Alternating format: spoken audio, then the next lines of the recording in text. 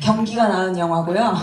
사전 제작 지원, 배급 지원 다 경기에서 경기 만세. 이제 대재앙인 현실 속으로 뛰어들어야 되는 거잖아요. 뭐 픽업하러 가야 돼. 이제 재앙 시작이야. 고양이 밥 주러 가. 그래서 셀프 PR을 조금 하자면 제가 펭수를 만든 작가이기도 해요. 통했다! 이 영화의 빌런 이기탁의 이름은 저희의 현실 빌런들의 이름을 합친 거예요. 한 글자씩. 이씨. 네. 지구 최고의 여자 은박지원 어디서 하셨어요? 태무! 네, 저는 이 영화가 호프와 어깨를 나란히 할 만한 멋진 영화라고 생각을 했었거든요. 포터 딸만한 또 대사가 나왔네요. 그 저희가 지속할 수 있는 이유는 저희가 저희 실제로 연인입니다. 저희가 그게 지속의 이유가. 네, 올해 이제 11년 차 되는 연인이고요. 네. 여러분 제 남자가 옵니다. 지금 GV는 끝났습니다. 여러분 GV가 끝났고요. 오늘 여러분과 김신록 배우님도 함께 영화 관람하셨습니다. 박수로 맞이해 주시면 먼저 오늘의 진행 김신록 배우님 모시겠습니다.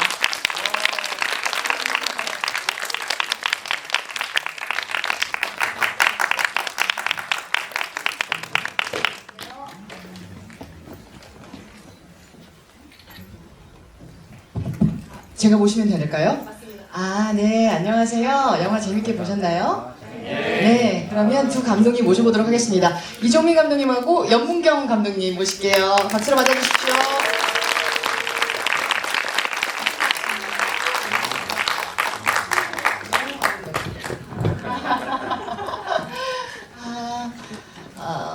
뭐 보셔서 아시겠지만 저도 여기 출연 배우 중에 한 명으로서 저는 서울 여성영화제에서 지금 영화 보고 두 번째 보는 거예요. 네. 두 분은 또 오랜만에 뵙기도 하고 좀 인사 부탁드릴게요. 아, 너무 아름다우십니다. 주거니 박건이 정말. 네, 정말 훈훈하네요. 네, 저는 안녕하세요. 지구 최고의 여자 각본 그리고 공동 감독 그리고 구하나 역할을 맡은 연문경이라고 합니다. 와주셔서 반갑습니다. 와우. 네, 안녕하세요. 저는 문경 감독이랑 같이 공동 연출하고 작품에서 송철 역할 맡은 이종민입니다. 반갑습니다. 그리고 저희가 한 친구 더 소개시켜 드릴 분이 있는데 저희 영화 시작할 때 저희 그 제작사 호랑이 연구소 영상에서 보셨던 귀여운 고양이가 있습니다. 저희랑 14년간 함께 하다가 작년 12월에 먼저 고양이별로 떠난 친구인데 이 홀리라는 친구인데 저희랑 같이 요즘 스케줄을 함께 하고 있습니다. 네, 인사드릴게요. 찍는다고 이제 연락이 왔던 게 23년 여름일 거예요. 네네. 가을? 그때쯤 이제 연락을 받고 찍고 실제로 이렇게 영화제를 막 다니고 그러다가 이렇게 개봉까지 하고 GV까지 이렇게 제가 하게 되다니 되게 신기한 경험이에요. 저도 이게 이렇게까지 올 줄 알고 계셨나요?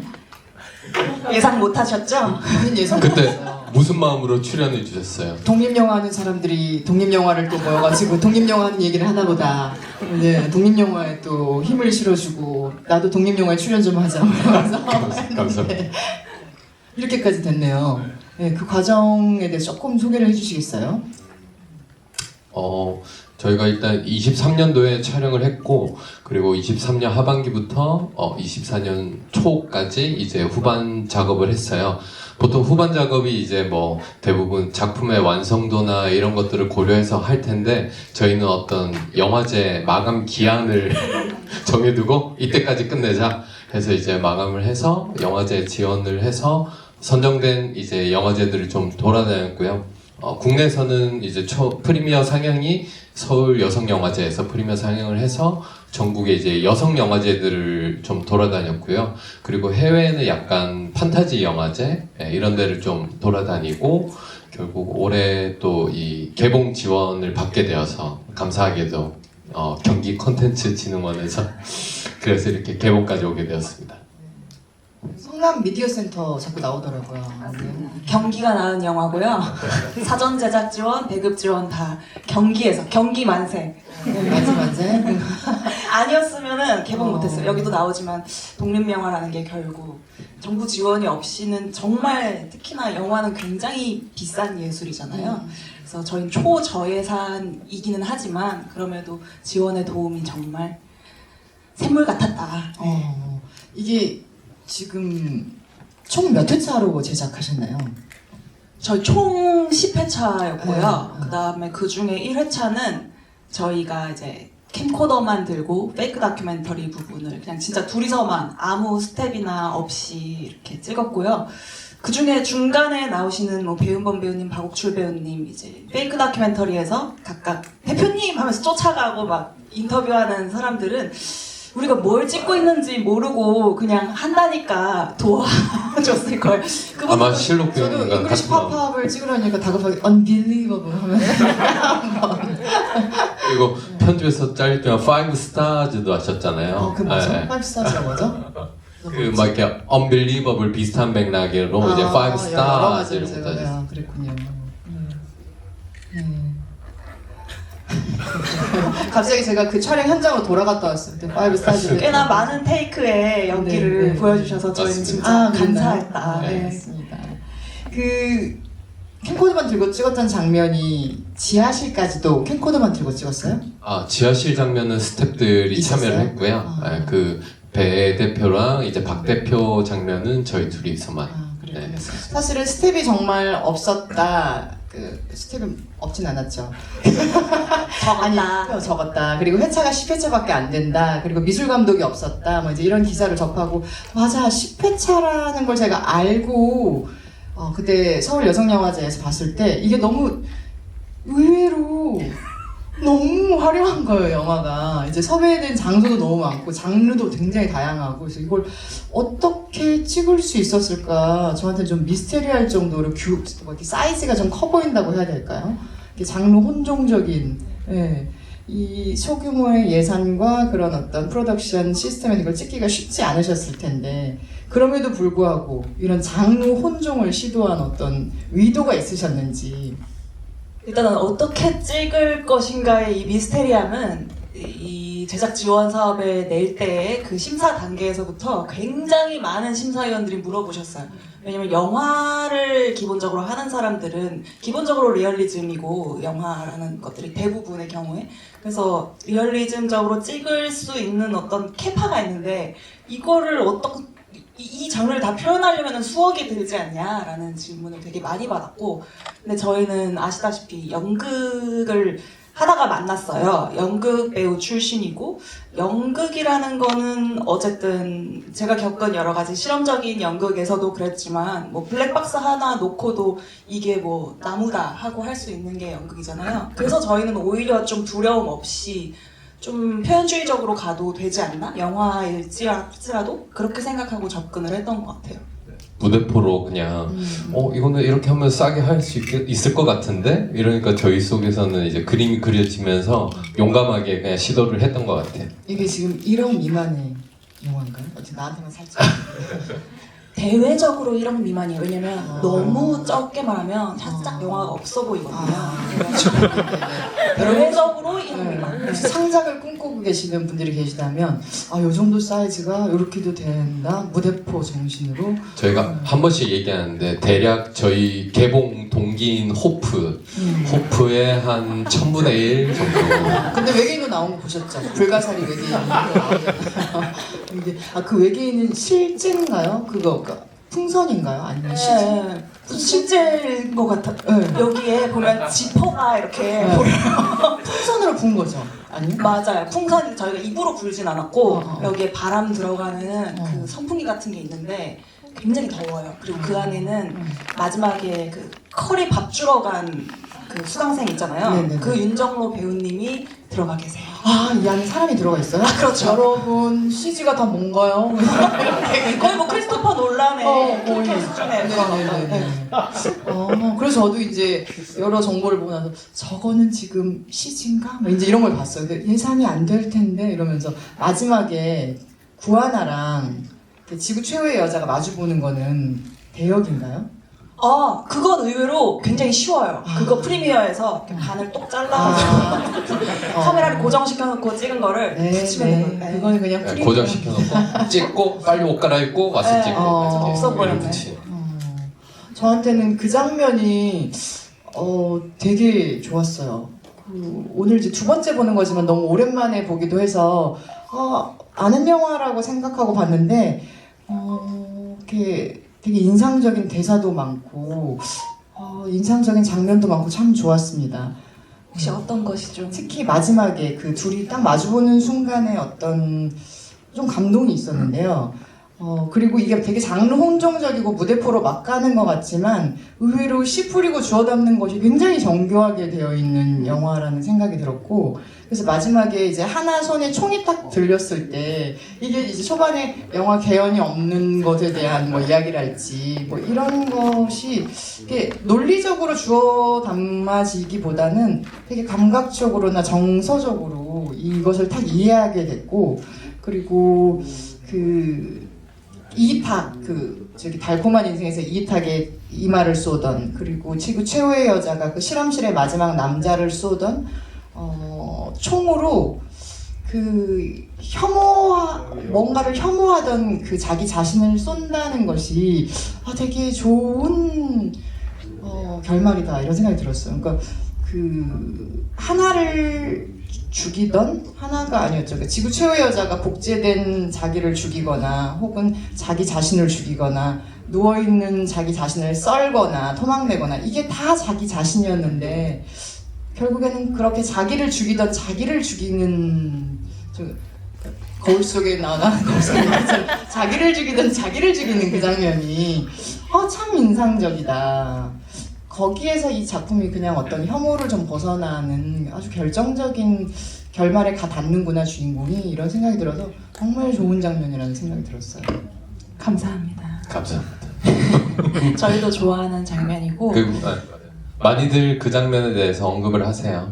그리고 저희도 봐도 이제 그 장면을 굉장히 좋아하는데, 뭔가 미장센적인 거라기보다는 이 서사가 쌓여서 만들어낸 어떤 정서적인 것 혹은 뭐 인지적인 것들이 복합적으로 막 그 장면에서 이렇게 약간 이렇게 스며드는 느낌이 들어서 좋아하고, 그래서 저희가 실제로 편집 과정 중에 제 아는 지인 영화 감독에게 이 가편집본을 보여줬는데 그 친구 말로는 형, 이 장면 너무 좋은데 여기서 끝내라.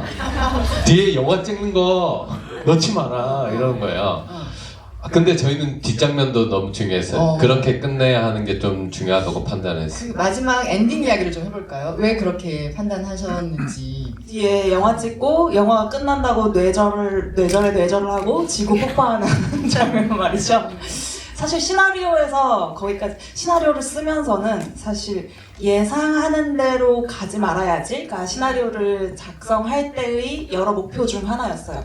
그래서 그 다음에 어떤 뇌절을 갈까 하다가 간 거기는 한데 빼지 않고 중요했던 이유는 어쨌든 하나가 남을 찌를 것처럼 하지만 사실은 스스로를 찌르고 있던 가짜 칼, 그것을 마지막에 이제 총으로 쏜 후에 버리고 가는 이미지, 거기서 끝내도 어떤 하나의 서사는 완성이 되지만, 그러면 우리를 고통스럽게 하는 절망을 쏜 후에 그러면 무엇으로 살아야 하지? 어쨌든 가해자는 사과를 하지 않고 지구는 계속 뜨거워지고 누구나 죽고 아직은 절망이 끝나지 않았을 때 그래도 중요한 게 무엇인지를 보여주고 끝내야겠다는 생각이 들었어요. 그래서 함께 영화를 하는, 특히 수강생들은 중간에 수강생들이 편집된 장면이 있어요. 원래는 하나에게 조금 더 대면대면하고 적대적으로 보이기도 했던 수강생들이지만 같이 영화를 만들고 있고, 또 끝나는 순간에는 각자의 소중한 존재를 찾아가고, 이들은 각자 가장 소중하게 여기던 영화를 찍으면서 끝내는 게 사실 영화인만을 위한 결말이라기보다는 어쨌든 오늘 하루 소중한 걸 하면서 살아내자라는 의미를 가지고 끝내고 싶었어요. 그리고 그 말씀하신 그 장면에서 하나가 자기 자신을 쏠 때 물론 스스로 행한 것이긴 하지만 그 전에 철과 그 수강생 윤 씨를 만나잖아요. 그들을 만나고 쏘게 되거든요. 그래서 결국에 하나의 이야기는 이들과 함께 영화를 끝까지 만들면서 끝내야겠다라고 판단을 했고, 그리고 맨 마지막에 이제 애니메이션으로 이제 지구가 폭발하면서 이제 우주선을 타고 탈출하는데, 저희가 약간 덜 표현이 되긴 했는데 저희의 의도는 이제 우주선이 쭉 날아와서 스크린을 찍고 오는 거예요. 예. 그래서 이제 하나의 마지막 대사가 자막으로 다음 세상에서 만나인데 그 다음 세상이 저희는 이 세상이라고 생각을 했던 거예요. 예. 그러니까 나와서 이 세상에서 부대 끼고 만나고 손을 잡아야 된다고 생각하고 거기까지 갔던 것입니다. 이 마지막 장면에 대한 대화가 제가 이어서 드리고자 하는 질문하고 좀 굉장히 잘 맞닿는 것 같아서 얘기를 좀 해보자면, 저는 이제 마지막에 막 재난 문자가 나가서 지구가 멸망한다는데요? 이렇게 안 하고 영화가 곧 끝난다는데요? 이렇게 말을 하잖아요. 그러니까 영화가 곧 끝나고 이제 재앙이 오는 게 재밌는 거예요. 그러니까 둘 다 이야기 안에서 어떤 복수도 하고, 그러니까 영화나 이야기 아니면 한마디도 못해요. 뭐 이렇게 말하던 사람들이 이제 대재앙인 현실 속으로 뛰어들어야 되는 거잖아요. 픽업하러 가야 돼. 이제 재앙 시작이야.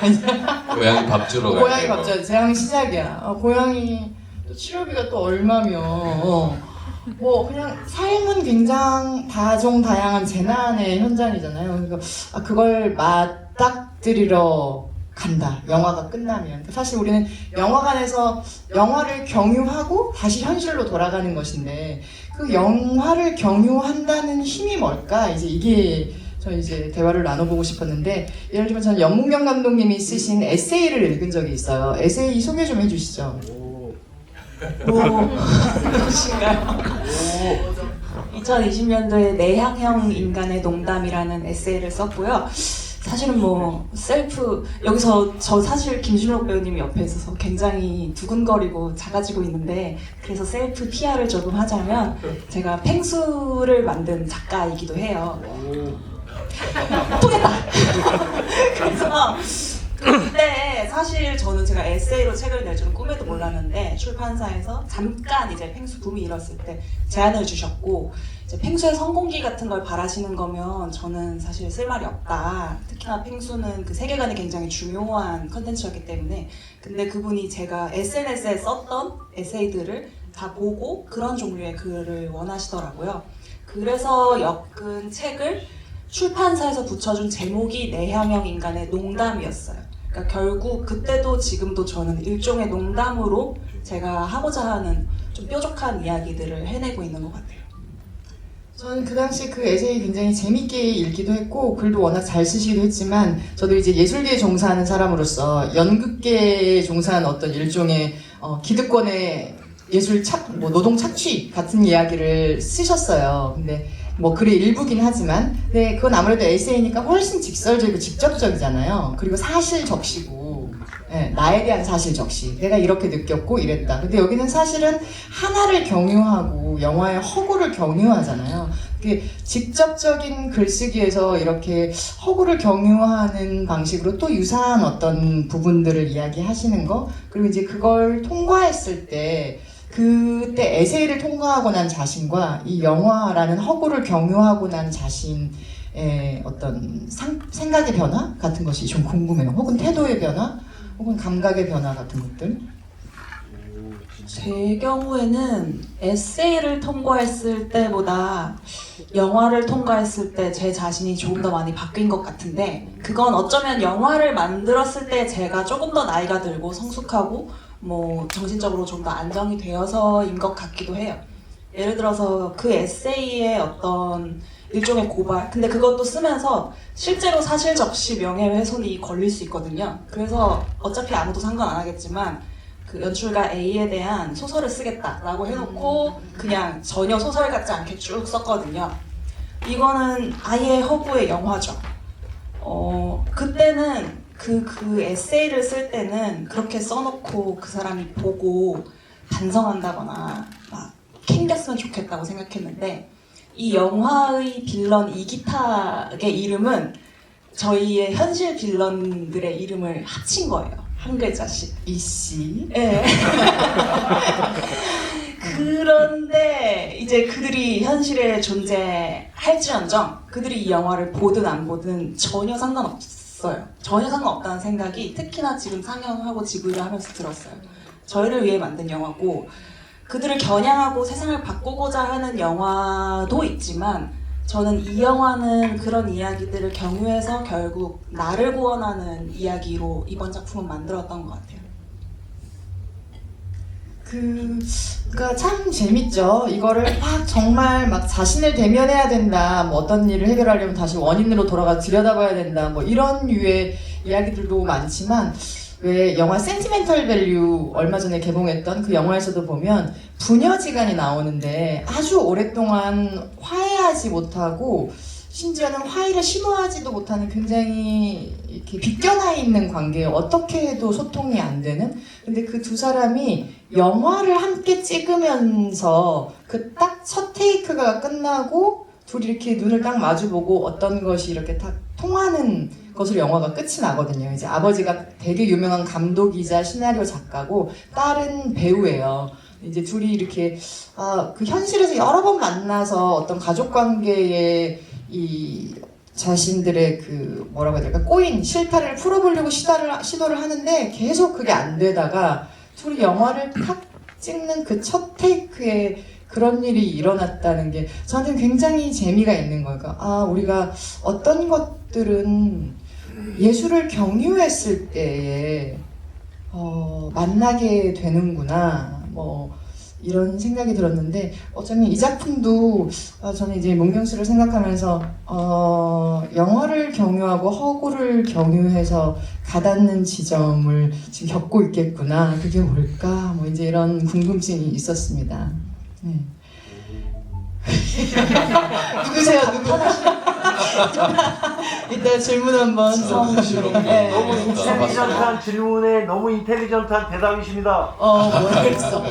인텔리전트하다. 네. 네네네. 그 이종민 감독님한테도 제가 질문 하나 생각해 온 게 있는데요. 저는 두 분께서 함께 또 찍었던, 함께 감독하셨던 전작이 단편이었나요? 네, 제목이 우리는 왜 바다로 뭐. 사람들은 왜 바다를 보러 갈까? 아하, 맞습니다. 네, 그 작품도 저는 굉장히 재밌게 봤는데 혹시 어디서 볼 수 있는 데가 있나요? 지금 OTT에 있는데 어디죠? OTT? 아마 웨이브랑 티빙에도 있나? 네, 웨이브 있다. 사람들은 왜 바다를 보러 갈까? 그 단편도 한번 시간 나면 봐주시는데요. 저는 그 영화 보면서도 생각했고 이 영화 보면서도 이종민 감독님이자 배우님은 굉장히 씬을 역동적으로 만드는 어떤 방법을 알고 있는 것 같다. 근데 제가 이제 연극할 때부터 계속 그 무대를 지켜봐왔기 때문이기도 할 수도 있지만 이렇게 장면을 구성하는 힘이 좀 남다른 것 같아요.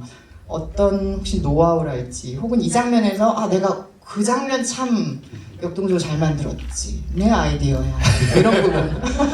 제 아이디어는 그 이 작품 말고 이제 말씀하신 사람들은 왜 바다를 보러 갈까라는 단편에 보면 거기 이제 저희가 거기서 배우를 했는데 주인공인 그 여성의 동생이 사라져서 동생이 몸담았던 어떤 종교 집단에 제가 어떤 그 뭐라고 해야 되나 사이비 종교 같은 종교, 곳에 같은 이제 곳에 마음교라는 곳. 마음교라는 곳의 어떤 지도자, 아무튼 그런 선배격인 역할이었는데 그래서 저를 찾아와서 사라진 동생을 같이 찾으러 가요. 근데 찾아가는 와중에 알게 된 게 처음에는 동생이 저한테 돈을 빌렸다라고 알고 있었는데 뒤늦게 알게 된 건 동생이 저한테 고백을 했던 거예요. 남동생인데. 그래서 그 상황 속에서 어떤 이야기가 진행되다가 시나리오를 보고 고민하다가 요 파트에서 제가 할 법한 대사를 이제 이 친구가 저에게 고백한 남성 친구에게 뭐라고 대답을 할까? 대답을 하고 싶어서 강화도 바다까지 찾아왔는데 결국 대답하는 건 자기도 잘 모르니까 노트에 한자 써와서 노트를 펼쳐서 사실 저는 시스 젠더 헤테로 섹슈얼 남성입니다 라는 대답을 해요. 그게 제 아이디어였거든요. 작가적 아이디어. 그게 제 아이디어였는데 이런 것들을 비롯해서 이제 질문해 주신 걸 생각해 보면 제가 연극할 때도 그렇고 영화를 뭐 연출할 때도 그렇고 제가 어떤 노하우나 방식이 있는지 잘 모르겠고 지금 생각하면 그때 동료들의 생각들을 좀 잘 들었던 것 같아요. 그래서 들으면서 그거 좋다, 그거 좋다, 그거 좋은데? 하면서 엮다 보면 그런 무언가가 나오게 됐던 것 같아요. 그래서 좀 전에 말했던 그 대사도 사실 문경 작가가 쓴 대본이 있었기 때문에 그 속에서 약간 양념 뿌리듯이 어떤 무언가를 생각해냈던 것 같아요. 네.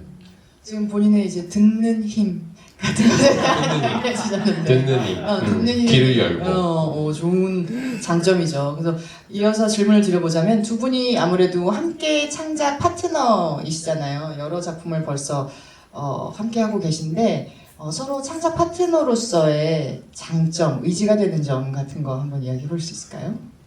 지금 이제 질문을 받고 제가 봤을 때는 살짝 당황해서 지금 작가적인 자랑을 한 것 같은데 제가 야만일지도. 제가 느끼기에는 사실 연출력에 대해서 뭐 여러 가지 재능이 있을 수 있겠지만 제가 생각하는 연출력에 있어서는 저보다 이종민 감독이 뛰어나다고 생각해요. 저는. 왜냐면 저는 연출력은 일종의 되게 파지티브한 의미의 정치력이기도 하다고 생각하거든요. 그래서 이렇게 들어서 선별해서 그것들을 내 요구사항을 관철시키고 어느 정도 필요할 땐 고집을 부리기도 하고 그런 부분들의 힘을 좀 가지고 있고 무엇보다 이제 본인은 셀프 메타인지를 못해서 자랑을 못한 것 같지만 실제로 씬을 역동적으로 만드는 배우로서의 에너지를 가지고 있어요. 특히 연극할 때는 배우가 자기가 무대에 올라서고 나면 이제 혈혈단신 아무도 없잖아요. 이 컷 템포도 내가 정해야 되고 그런 부분이 없지 않아 있는데 그게 일종의 이제 영상을 할 때는 연출로서의 장면 연출을 좀 본능적으로 해낸다고 느껴요. 그래서 연기 같은 부분도 저한테는 이제 일종의 선배이기도 해서 영화를 같이 만들 때 연기 같은 부분도 일종의 액팅 코치처럼 많이 맡겼는데 공동 감독을 하지 않을 때도 근데 그게 그 현장에서는 이게 맞나 싶은데 결국 편집할 때는 이렇게 했어야 이 장면이 사는구나 라는 걸 느낄 때가 있어요. 가령 지최어에서 처음에는 철이 연기를 하는 걸 보고 오빠가 내가 맡기긴 했는데 조금 더 리얼리즘 연기로 좀 가줄래? 이렇게 얘기했던 첫날이 있었어요. 근데 오빠가 잡은 캐릭터가 있었고 그걸 믿고 그냥 나와 의견이 달라도 갔는데 편집할 때 보니까 철이를 리얼리즘 연기로 했으면 영화가 굉장히 무거워지고 게다가 철이의 캐릭터에 사람들이 호감을 사게 하기가 쉽지 않았을 것 같아요. 근데 첫 대사가 그 영화 남염 아닌가요? 맞아요. 너무 무서웠어요. 날 미워할까봐. 시작하자마자 날 미워할까봐 너무 무서웠어요.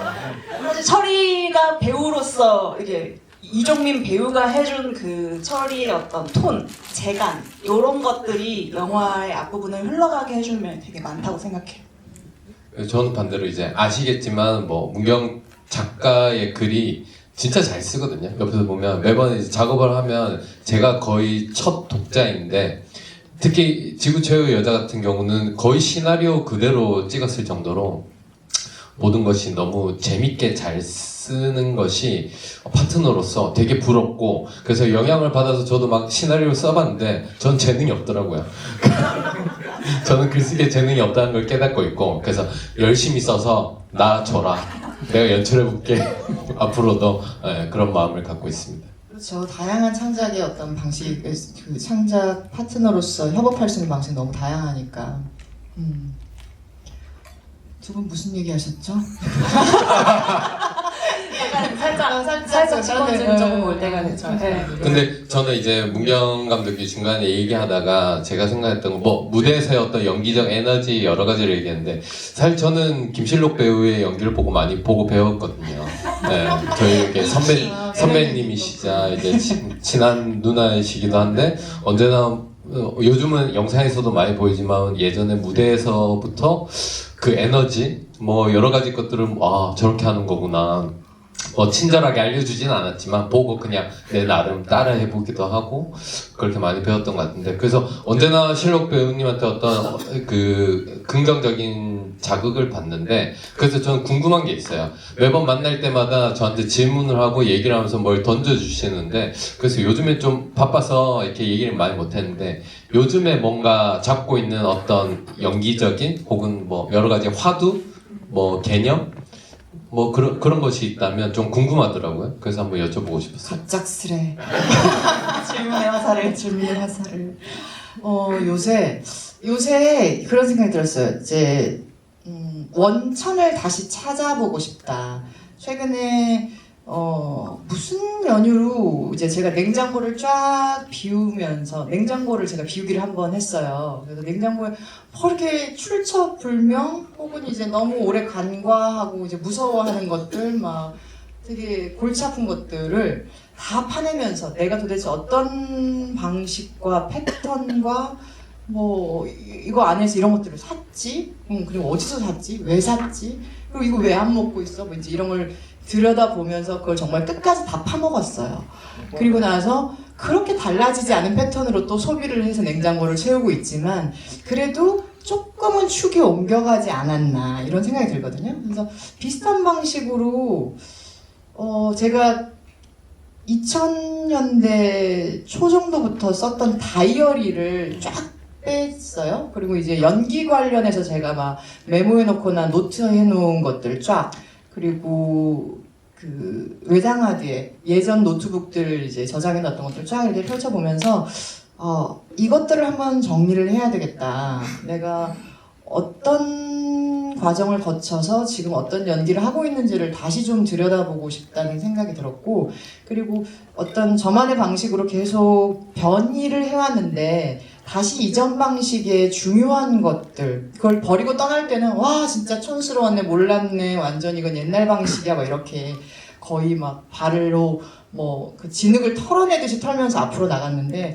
그것에 귀한 점들이 있었던 것 같다는 생각이 들면서 요즘은 다시 내 원천으로 돌아가 보자는 생각하고 있어요. 그리고 좀 파먹기 하고 싶어요. 옛날 노트 파먹기. 너무 공감되는 얘기. 뭐 저 같은 경우도 이제 막 20대 후반, 30대 초반 막 한창 연극하고 이럴 때는 굉장히 도전적이고 실험적인 연극 이런 거를 많이 했었는데 점점 저도 이제 나이가 들면서 오히려 말씀하신 그런 것처럼 서사, 이야기 그 본질로 좀 돌아가게 되는 느낌을 요즘에 많이 받아요. 그래서 뭐 마냥 파격이고 뭐고 이것만으로는 어떤 나의 어떤 작업의 힘을 지탱하기 쉽지 않겠다. 그래서 이 기본적인 본질의 무언가가 이것에 집중하고 가야 되겠다라는 생각을 저도 요즘 많이 하고 조금 있어요. 더 근본으로 돌아가서 다시 들여다보고 싶다는 생각을 좀 하고 있었는데요. 아까 제가 두 분 대화 들으면서 그 다음에 무슨 말 하려고 하는데 놓쳤던 게 방금 생각이 났는데 네. 근데 여기 또 이어받아서 이야기를 해보자면 이 영화가 리듬감이 컷 편집의 리듬감이 되게 좋은데 아무래도 두 분 다 연극 경험이 있고 또 말씀하셨던 것처럼 배우로서 봤을 때 어떤 저렇게 했어야 이렇게 붙는구나 하는 방식의 것들이 편집실에서 정말 많이 드러났을 것 같고 그리고 편집이 되게 여러 가지 세계관을 찍고 여기다 사이다 막 이렇게 넣어놨잖아요. 그래서 진짜 편집이 많이 뒤집혔을 것 같고 그리고 이 본인이 연기한 것을 본인들이 편집하기 때문에 진짜 절묘한 순간으로 끊을 수 있잖아요. 어떨 때 보면 연기 앞뒤가 다 잘려 있고 정말 이제 뭐 이야기가 흘러가기 위한 순간들만 엮어 놓을 때는 이게 작동을 사실 안 하는데 뒤에를 1초가 지루하다고 느껴지는 그 1초가 붙었으면 오히려 리듬감적으로 덜 지루했을 텐데 하나 아쉬운 점들이 좀 있을 때가 있는데 그런 거 없는 그 편집실에서 스스로의 연기를 잘라붙이는 쾌감이 있죠. 어떠셨어요? 저는 쾌감이 없었어요. 왜냐하면 내 얼굴이 나서 내 판단이 맞는지를 모르겠는 거예요. 근데 또 공동 연출이 있으니까 그렇죠. 네. 서로가 그래서 잘라서 물어봤어요. 그래서 편집 감독님이랑 이렇게 셋이 있다가 의견이 갈리면 투표해서 다행히 좀 저희가 승복했어요. 홀수여가지고 그러네요. 할 경우는 투표를 했고 그리고 문경 감독도 마찬가지겠지만 저 역시도 편집실에서 서로 얘기를 할 때 어떤 그런 순간에 내 연기를 보고 그렇게 판단이 되는 순간이 있잖아요. 내 판단이 틀렸다라고 전제를 깔았어요. 그래서 타인의 눈이 정확하다라고 생각을 하고 그렇게 다수결을 하고 정하고 넘어갔던 것 같아요. 그래도 끝까지 나 포기 못해 하는 순간 있었나요? 이건 진짜 여기까지다. 심지어 어디까지 포기를 했냐면 그 완전 통으로 없어진 장면이 있거든요. 그게 철의 서사에서는 하이라이트였어요. 눈물 눈물 연기가 있었어요. 거기서 또 서사적 떡밥도 있었어요. 하나 씨가 죽었을 리가 없다. 남자의 눈물을 위해 여자를 죽이지 말라고 했다. 라고 하는 씬이 있었는데 그게 이제 수강생들이랑 얘기를 하다가 하나가 사라지고 SNS에 모래시계의 사진을 보고 혹시나 안 좋은 일을 겪을까봐 얘기를 하다가 막 감정이 올라오는 씬이었거든요. 열심히 촬영을 했는데 편집 감독님이 이렇게 빼셨더라고요. 뇌절.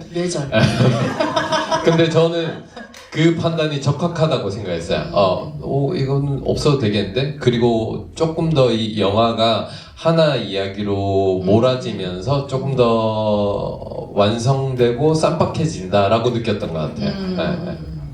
감독님 같은 경우는 이 장면 제 연기는 사실 보면서 아직도 나는 어색한데 괜찮은가? 이런 컷의 붙음 같은 게 있어요. 근데 이제 괜찮아요? 했을 때 두 사람이 괜찮은데요? 하면은 저도 믿고 갔던 거죠. 근데 오히려 제 연기가 아닌 부분들 가령 지하실에서 이기탁 감독이 죽잖아요. 죽기 전에 유언을 한참 남기잖아요. 그 부분을 편집 감독님이 너무 싫어했어요.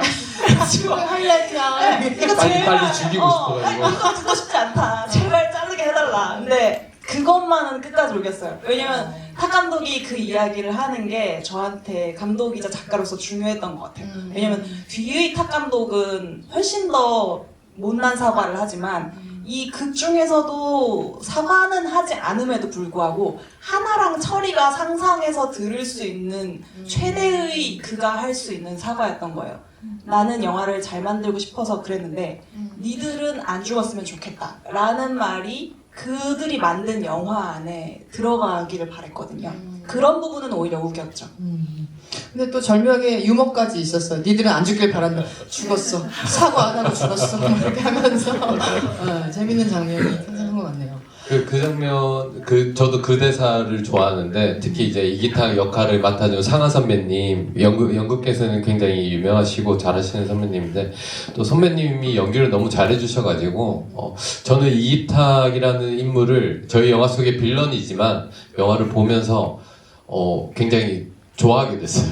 그 아이러니하게도, 물론, 한 번씩 이렇게 제가 말씀드리는 건데, 어떻게 받아들이실지 모르겠지만 저는 이 작업을 하면서 이기탁으로 대표되는 제가 이해할 수 없는 어떤 빌런들에 대해서 조금 이해하게 됐어요.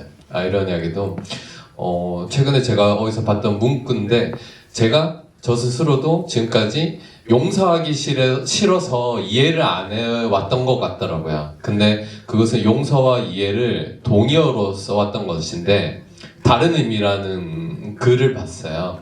아 그렇구나. 용서는 차치하고 이해는 나를 위해서 해야 되는 거구나 라는 것을 이제 그 글을 보고 깨달았고 특히 상하 선배님 연기를 보면서 많이 그런 감정을 느꼈던 것 같아요.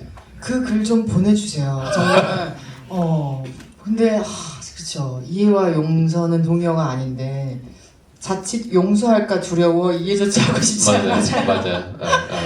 저에게도 그런 시간이 있었고 아까 말씀하신 영화 센티멘탈 밸류를 보고서도 저는 개인적으로 그런 비슷한 감상을 좀 느꼈어요. 가령 그 영화 보신 분이 많으실지 모르겠지만 그 영화를 찍으면서 아버지를 마치 뭔가 훅 화해했나? 같은 전개가 있고 저 역시도 약간 이걸로 바로 이해하고 화해를 했나 싶기도 했지만 그럼에도 저는 용서하고 싶지 않아서 무언가를 절대 이해하려고 하지 않던 시간에서 조금은 건너온 것 같고 그래서 그 상대방 그게 뭐 내 아버지든 기성세대든 내 최대의 빌런이든 그 사람을 이해하려고 하지 않을수록 내가 그러면은 어떤 삶을 살 건가 나는 어떻게 다르게 살 건가를 주체적으로 생각하기 힘들어지는 것 같아요. 거기 반사로서 맞아요. 반작용으로서만 생각하기 쉬우니까. 맞아요. 그래서 오히려 그런 어떤 시대가 있었거나 사고방식이 있었거나에 대해서 이해는 하되 그래야 하나가 이깃하게 말했던 것처럼 우리는 그렇게 살기로 했다. 당신처럼 살지 않기로 했다라는 말을 제대로 할 수 있게 되는 것 같아요. 네, 아주 좋은 답변이었습니다. 여러분, 이게 혹시 PD님 몇 시까지인가요? 35분까지. 혹시, 네, 벌써. 혹시 하고 제가 다른 말 하려고 했는데. 네, 질문을 조금 받아볼까요? 예, 15일 날 개봉할 때 보고 26일 날 보고 오늘 세 번째 보는데 저는 좀 영화 보면서 영화가 이건 영화 되게 표본이 될 것 같다. 왜냐하면 다양한 장르가 막 나오지 않습니까? 그 안에 뭐 예를 들어 무성 영화부터 해가지고 누아르, 뮤지컬, 애니메이션, 그다음에 다큐멘터리 다양한 걸 소재로 했고 그렇게 이 영화 나중에 그 배우들이 공부할 때 도움이 될 거라고 생각합니다. 제가 궁금한 거는 연봉인 배우님이 색깔을 그 보라색 머리도 하고 파란색 머리도 하고 노란색 머리 다양한 헤어스타일을 막 했지 않습니까? 왜 그렇게 색깔을 바꿔야 되는지 그게 상당히 궁금했거든요. 좀 직관적인 선택에 가까웠고요. 근데 오늘 보라색 머리, 보라색 옷 일부러 맞춰 입긴 했어요. 왜냐면 보라색이 가장 상징적인 파랑이랑 같이 상징적인 색깔이어서. 근데 저도 파란 머리를 왜 했냐 뭐 이런 질문을 지구이 때 많이 받아서 좀 예쁘면서도 우울한 색깔이다 뭐 이렇게 이것저것 지어내기는 했는데 실제로는 미장센을 위한 직관적인 선택이었던 게 맞는 것 같아요. 저희가 예산이 작았고 미술이 없었고 아까 말씀드렸던 것처럼 그래서 그 색감을 아예 대놓고 촌스러운 신호등 같은 처리와 이제 그 마치 마셔처럼 맞냐? 인생의 상복을 입고 있는데 머리는 파랑으로 포인트를 준 하나로 이제 그 화면을 좀 채워서 이 장르에 어쨌든 초반은 약간의 로맨틱 코미디 혹은 청춘 라이트한 분위기로 가니까 그걸 채우고자 했던 연출적 선택이었던 것 같아요. 지금 하다 보니까 제가 하려고 했는데 공동 연출을 세 번째 하는 걸로 알고 현피부터 해가지고 근데 이 힘드는 걸로 알고 있는데 그 공동 연출은 보통 서로 뜻이 맞지 않으면은 영화 촬영하다가 틀어지고 그러는데 그 계속 그렇게 하시는 이유가 있는지 이유가 있나요? 그 정확하게는 2번이고요. 말씀하신 현피는 이제 문경 감독이 혼자 감독이고 저는 출연만 했었습니다. 예, 현피라는 작품도 짧은 단편인데 유튜브에 검색하시면 보실 수 있어요. 그 저희가 지속할 수 있는 이유는 저희가 저희 실제로 연인입니다. 저희가 그게 지속의 이유가. 네, 올해 이제 11년 차 되는 연인이고요. 네, 시원하게 이렇게 밝히면서 어쨌든 그러면서 작업을 계속할 수 있고 그리고 단편 때보다 이번에 장편을 하면서 실제로 더 힘들고 많이 싸우기도 했는데 다음번에 좀 덜 싸우겠죠? 점점 나아지리라고 생각하고 아까 문경 감독이 이제 영화를 경유해서 지금의 본인이 되었다 이런 얘기를 했었는데 사실 저희 관계도 그런 것 같아요. 이 영화를 경유하면서 저희 관계가 좀 어딘가로 또 다시 간 것 같다. 좀 다르다. 이런 감각을 요즘에 좀 하고 있어서 다음 작품을 또 함께 하길 기대하고 있습니다. 아니 또 장르 얘기 나와서 장르 질문 좀 들려보려고 했는데 갑자기 연인 얘기 나와가지고 드리프트 해버리셨는데 그래도 장르 얘기 잠깐 해보자면 그 해외 영화제에서는 이 장르가 혼종적이라는 데 굉장히 좀 많이 집중을 하고 좋아하시는 것 같아요. 근데 한국에서 손해받는 건 주로 이제 주제적인 면인데 외국 나가면 이거 장르적이고 형식적인 면을 주목한다는 게 더 재밌었거든요. 해외 영화제 다녔던 이야기 또 연인으로서도 함께 가니까 얼마나 재밌었겠어요. 그러니까 두루두루 공적이고 사적인 이야기 좀 부탁드립니다.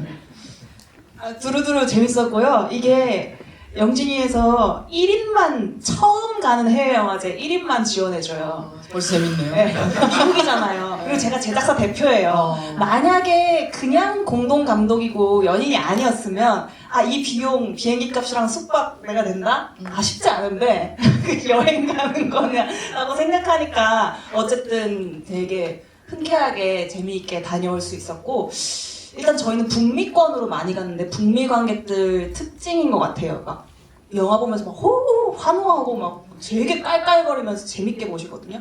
저는 그게 되게 좋았어요. 어쨌든 되게 좀 주제적으로 좀 진지하게 보는 관객들 위주로 만나다가 그냥 막 깔깔깔 막 이렇게 웃는 사람들을 보니까 좀 그게 좋았어요.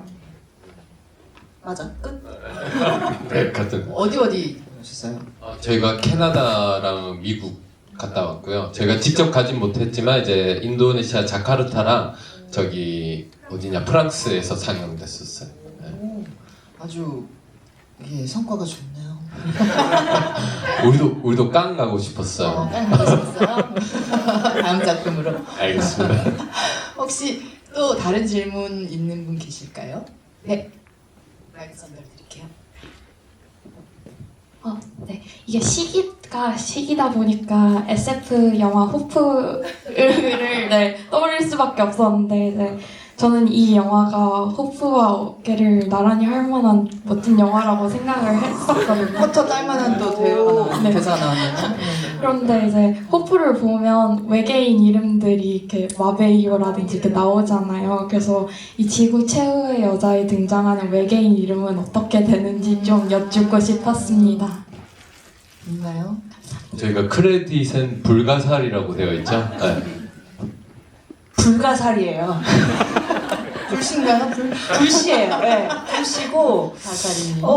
저 불가사리를 살 땐 몰랐는데 저 인도네시아에 할로윈 스타피쉬 해가지고 해외 직구로 샀거든요. 근데 그게 수어사이드 스쿼드에 나오는 괴물이라고 하더라고요. 그래서 제발 거기서 그 마블이 아니죠? 거기 DC인가요?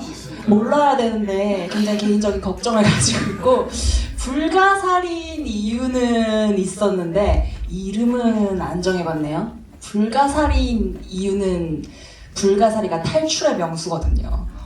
불가사리는 노끈으로 막 수백 번을 묶어도 촉수로 이루어져 있기 때문에 무조건 탈출할 수 있대요. 그래서 이들을 이 세상에서 탈출시켜주는 존재로서의 외계인을 불가사리로 설정했죠. 그리고 저기 문경 감독 인스타에 보면 최근에 스스로 아무도 안 해줘서 스스로 호프랑 교차 평론한 글이 있어요. 그게 문경 감독 인스타 중에 최고 흥행을 하고 있거든요. 저희 관객 수와 비슷한 좋아요 수가 지금 눌리면서 엄청난 흥행을 하고 있는데, 혹시 궁금하시면 문경 감독 인스타 들리셔서 봐주시면 감사하겠습니다. 좋은 질문들이 아주 재밌는 또 불가사리가 탈출의 명수다. 괴물의 이름은 불가사리 씨. 판명이 났습니다. 그 불가사리 이야기하니까 그 자체적으로 이것저것 다 소품이고 이상이고 막 사셨다는 거가 진짜 저 이제 알고 보니까 저건 또 어디서 샀나 이런 게 한두 개가 아닌 거예요. 처음에 입었던 그 지구 최후의 여자 은박지 옷 어디서 사셨어요? 테무! 뭐라고 검색했어요? 그 스페이스십 뭐 그런 거, 예, 진짜. 우주복 뭐 이런 걸로 해가지고. 우주복 코스튬. 근데 다 사실 북미 쪽에서 온 게 많아요. 가발은 이런 말을 해도 쓸모없는데, 가발은 중국에서 틱톡 하시는 분들이 많은지 고퀄의 가발이 중국에서 많이 왔고, 이런 코스튬 같은 거는 이제 미국 할로윈이나 뭐 이런 데 쓰는 것들이 많이 있더라고요. 그럼 두 분이 이제 시나리오 놓고 뭐뭐 사자 해가지고 리스트업 해가지고 둘이 앉아서 이제 쿠팡 시키고 뭐 이게 테무 시키고 이렇게 하는 건가요? 그랬죠. 그랬죠. 가는 수공업처럼 이렇게. 여기 수염도 그렇게 사가지고 가짜예요? 다 가짜죠. 수염 진짜인 네. 줄 알았어. 저희가 처음에 그렇게 해보려고 했는데 촬영이 이게 날짜가 안 되는 거예요. 하루에 이제 있는 것과 없는 것을 찍어야 되는 거예요. 그래서 어쩔 수 없이 붙이자 이래가지고 막 붙였죠. 첫 장면에 그 모자 위에 선글라스가 있다 없다. 이거 보셨군요. 의상 감독님이 안 계셔서 이게 올라오더라고요. 저희가 이제 편집 과정에서 편집 감독님이 좋은 소스를 하다 보니까 있다 없다 하는데 옛날 오게트를 찾아라처럼. 네, 네, 또 질문 받아볼게요. 네. 네, 일단 영화 오늘 웃으면서 너무 재밌게 잘 봤고요. 저예산 영화라고 계속 언급을 해주셨는데 혹시 조금 더 예산이 주어졌다면 이 영화에서 어떤 요소에 조금 더 투자해보고 싶었는데 하는 뭐 아쉬움이 남았던 게 있는지 여쭤보고 싶습니다.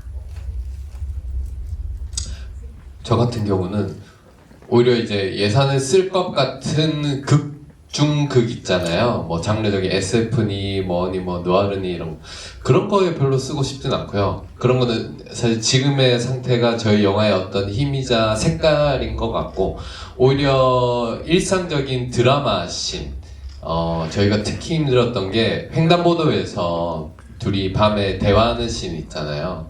그때 행인들이 너무 많았고 저희가 통제할 수 없는 환경이었던 거예요. 그래서 이제 예산이 더 있다면 그런 일상적인 씬들을 조금 좋은 여건에서 다시 한번 찍어보고 싶다 이런 생각이 드는 것 같아요. 완전 이하동문이에요. 저희는 아까 말씀드렸던 것처럼 한 테이크 찍고 사운드 괜찮아요? 촬영 괜찮아요? 그러면 그냥 서로 연기가 이제 에러가 나지 않았으면 그냥 오케이 하고 넘어가는 순간이 너무 많았어요. 그리고 바로 수염 붙이러 가고 가발 쓰러 가고 이랬어야 됐거든요.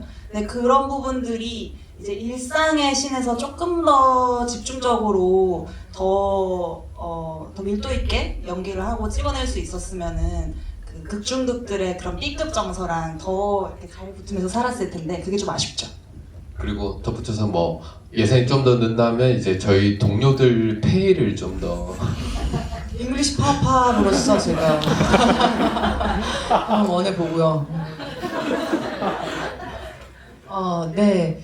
횡단보도 그 대화하고 나서인가요? 그 비어있는 횡단보도 교차로를 혼자 이렇게 걸어가는 씬을 멀리서 찍은 거 있잖아요. 그때는 통제가 안 됐는데도 사람이 그렇게 한 명도 없었어요? 네, 너무 밤늦게요. 근데 아주 늦은 시간은 아니었는데 이제 올라가 있다가 지금이야 이러면은 운 좋게 제가 걸어가고 그런 시기였고 나름 거기도 CG가 들어가지 않았나?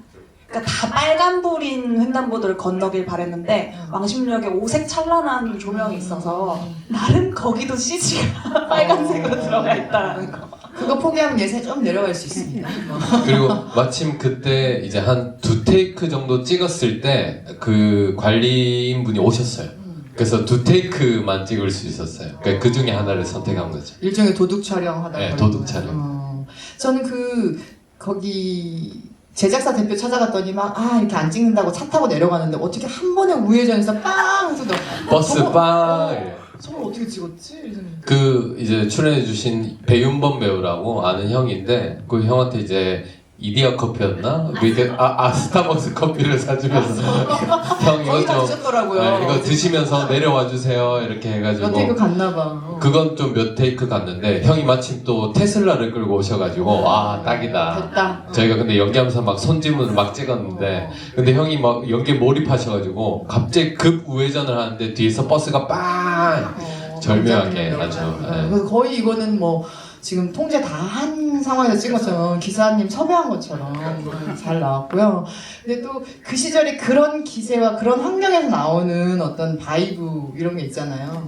그리고 희한하게 그게 다 합쳐졌을 때 그 영화가 되는 것 같고 그래서 두 분께서는 이제 연기에 대한 어떤 더 욕심이 있으실 수도 있지만 참 다 좋은 장면이었던 것 같아요. 그 드라마 장면들도 원샷 원킬이라고 믿기지 않을 만큼 되게 밀도가 있고 참 좋았어요. 톤 앤 매너가. 저는 그랬습니다. 네, 저는 어쨌든 저희끼리 늘 한 얘기인데 이거는 그때 평생 한 번밖에 못 찍는 영화다라고 생각하고 맞아요, 있어요. 맞아요. 네, 사실 이런 식으로 한 번 더 찍는다면 흉내 내기밖에 안 될 것 같고 그 순간에 뭔가가 동료들과 여러 가지가 모여서 찍을 수 있었던 것 같아요. 맞아요. 왜 그 모자무사 보면은 그 고혜진이 남편 그 황동만 혼내면서 박경수에 욕하지 마라 뭐 이런 얘기하면서 욕먹어도 또 하고 욕먹어도 또 하고 그 기세까지 관객이 다 본다. 그것처럼 여기도 그 어떤 기세 맞습니다. 네, 그것까지 다 보이는 것 같아요.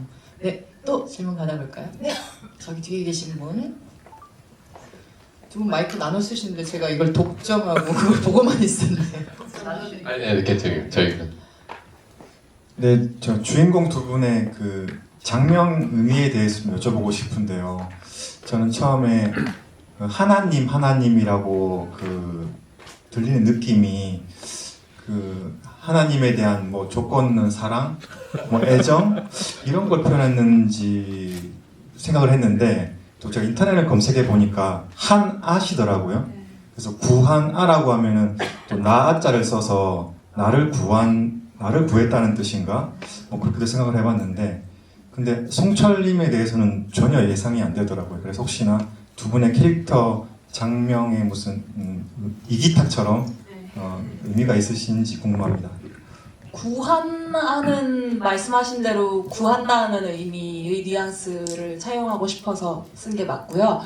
철이 같은 경우는 제일 철수와 영이 이렇게 하듯이 일종의 남성성으로 프레이밍된 이름, 되게 단순하면서도 그런 이름을 쓰고 싶었는데 또 성씨는 약간 말랑말랑하기를 바랬어요. 그래서 송철이 되었고 더 딥하게 이야기하자면은 제 초등학교 저학년 때 친하던 친구로부터 모티브를 많이 따온 캐릭터거든요.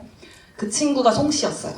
그리고 이제 남자아이였고 초등학교 저학년 때는 그렇게 내외하지 않잖아요. 그래서 저를 포함해서 여자애들이랑 친하게 지냈는데 어느 순간부터 이름을 강한 남성성이 있는 이름으로 바꾸고 머리도 막 스포츠 머리로 바꾸고 우리를 멀리하더라고요. 그러니까 기억이 정확하진 않지만 걔네 엄마가 여자애들이랑 놀면 안 된다, 큰일 난다 라고 생각해서 친구를 단돌이 했던 것 같아요. 근데 가끔 그 친구가 생각나거든요. 그 친구는 어떻게 지내고 있을까? 그때 우리랑 막 그네 바이킹 만들어서 타고 그냥 우리는 되게 스스럼 없었는데 그 친구에게 강요된 그 남성성은 지금 어떻게 발현되었고 어떤 삶을 살고 있을까를 가끔 떠올리다가 송철 캐릭터에 많이 반영했어요. 그렇답니다. 재미가 있네요. 그 친구가 모티프가 있었군요. 그분 이 영화를 참 보셨으면 좋겠습니다. 그분도 가끔 내 친구 문경이 그 시절 문경이 뭐 하고 있나 모르겠어요. 저를 페이스북을 보고 하다가 할지. 네. 네. 또 질문 받아보겠습니다. 네. 지금은 10시 31분이므로 마지막 질문으로 저희가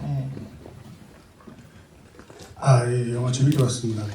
좀 예산적으로 좀 아쉬운 부분이 좀 많아도 이야기가 너무 재밌어가지고 영화를 재밌게 봤는데 처음에 작가님께서 이렇게 시나리오를 쓰실 때 분명 뭐 이렇게 저예산이 아니고 호프처럼 이렇게 어마어마한 제작비를 받는다면 생각하고 분명히 배우분들을 다른 분들을 생각하고 쓰셨을 것 같은데 처음에 쓰실 때 어떤 배우를 생각하고 쓰셨는지 궁금하고 김진록 배우님도 이렇게 캐스팅됐을 때 혹시 다른 분도 이렇게 생각하신 적 있으신지 그래서 궁금합니다.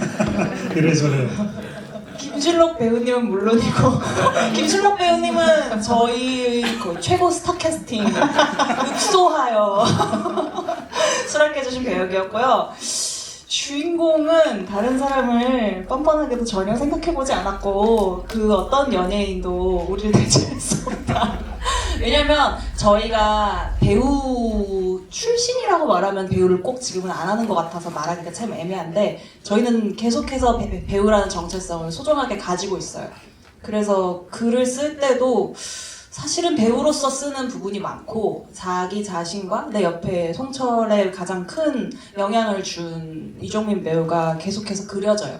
그래서 배우로서의 욕심 플러스 작가로서도 다른 인물을 캐스팅하고 싶다는 생각은 오히려 안 했고 쓸 때도 호프의 규모로 쓰지를 않았달까? 예산이 생겨서 오히려 럭키였달까? 더 간의 수공업으로 찍을 수도 있었는데 정말 B급으로 그래도 이 정도로 좀 영화적으로 극장에서 볼 수 있는 B급을 구현한 게 다행이었다라고 생각합니다. 네. 처음부터 독립영화로 기획을 했고요. 우리끼리 다 해먹자라는 생각으로 기획을 했습니다.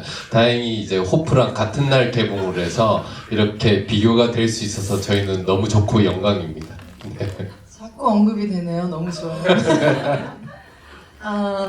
마지막으로 혹시 이렇게 저렇게 GV도 많이 하시고 영화제도 많이 다니고 계신데 그때 들었던 질문이나 그때 했던 답변 중에 여기서도 꼭 한번 들려드렸으면 하는 이야기가 있으신가요?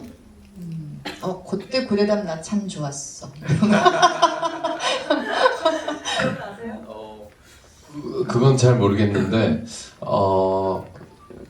저희가 저는 어제 부산에서 올라왔어요. 저희가 지난주에 이제 부산이랑 거제도 일정이 있어서 거기서 이제 관객들 만나고, 제가 고향이 부산이거든요. 그래서 부산에 꼭 해야 된다 이래서 이제 친구들 지인들 다 불러가지고 대학교 교수님까지 오시고 막 이래가지고 뭐 그렇게 이제 성대하게 파티를 하고 그러고 이제 저는 어제 부산에서 올라왔는데, 그리고 저희가 지금 시간이 될 때마다 영화가 상영할 때마다 퇴장로를 게릴라로 찾아가고 있어요. 그래가지고 소수의 관객이지만 나오실 때 인사를 드리고 저희가 이 감독입니다 이러면서 인사하고 뭐 사진 원하시는 분 찍고 그러고 있거든요.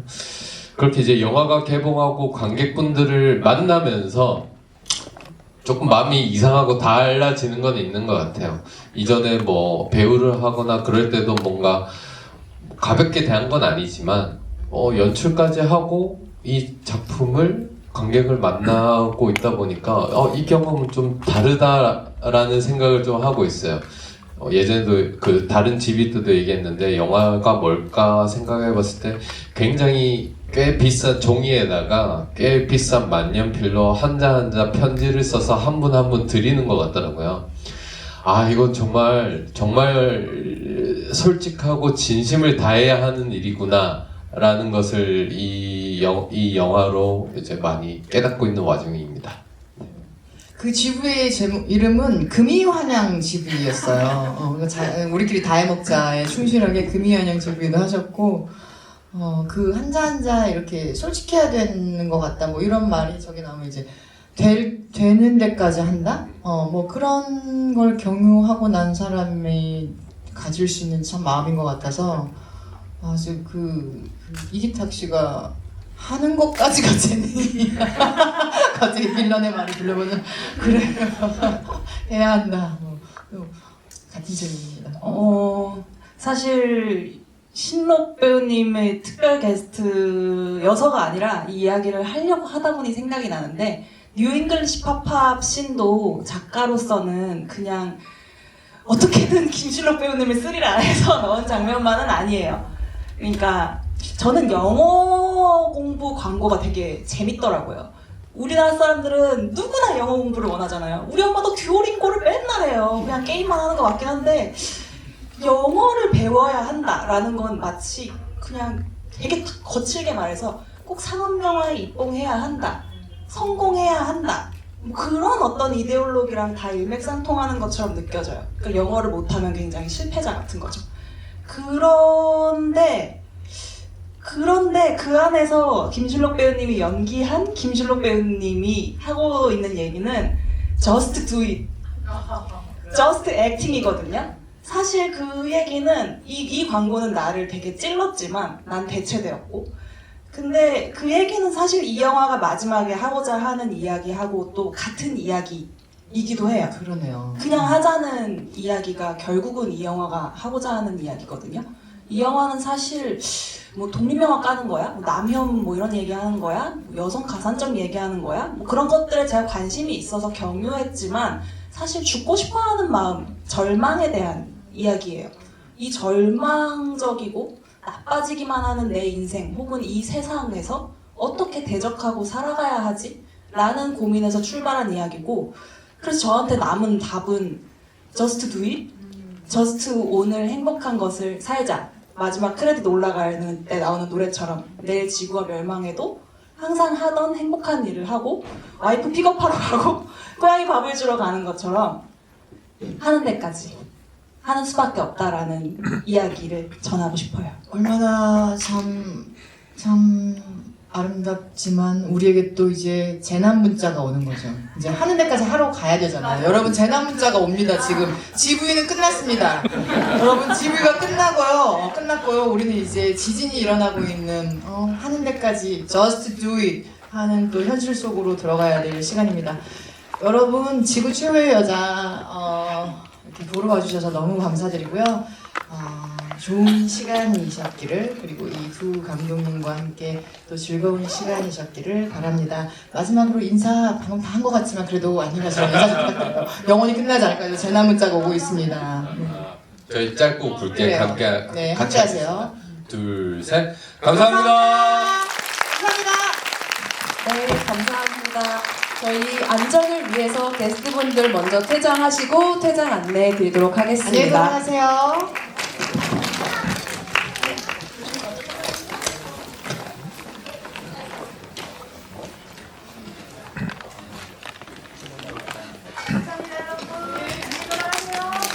네, 저